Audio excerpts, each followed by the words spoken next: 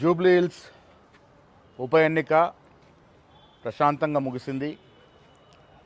ప్రజలు పెద్ద ఎత్తున కాంగ్రెస్ పార్టీకి, కాంగ్రెస్ అభ్యర్థి నవీన్ యాదవ్కి మద్దతునిచ్చినట్టుగా అక్కడ ఉన్నటువంటి వాతావరణం మా నాయకుల ద్వారా తెలుస్తూ ఉంది. జూబ్లీ హిల్స్ ఉప ఎన్నికల్లో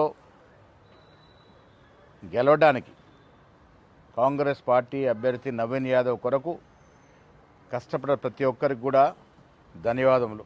ముఖ్యంగా రాష్ట్ర ముఖ్యమంత్రి గారు శ్రీ రేవంత్ రెడ్డి గారు అనునిత్యం ఈ ఎన్నికని పర్యవేక్షిస్తూ అందరికీ సలహాలు సూచనలు ఇస్తూ ముందుకు నడిపించినారు.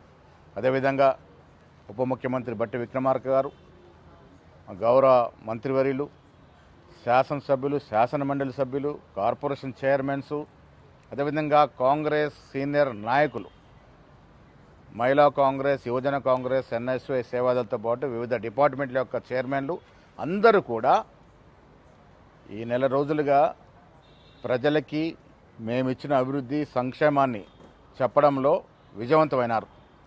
ప్రజలు మేమిస్తున్న సంక్షేమం పట్ల, మేమిస్తున్న అభివృద్ధి పట్ల సంతోషంగా ఉన్నారు. కాబట్టే పెద్ద ఎత్తున కాంగ్రెస్ పార్టీకి మద్దతు వచ్చినట్టుగా తెలుస్తూ ఉంది.